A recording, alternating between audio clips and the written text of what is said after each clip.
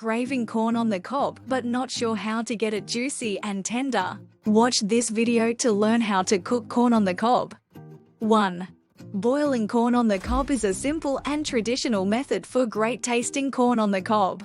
Boil a large kettle of water. Cook corn cobs for 5 to 7 minutes until soft. Serve corn with butter and salt shortly after draining. 2.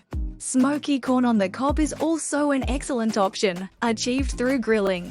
Heat your grill to medium-high heat. Remove the silk and husks from the corn most of the way, leaving the husks attached at the bottom, then spread butter and salt on the corn.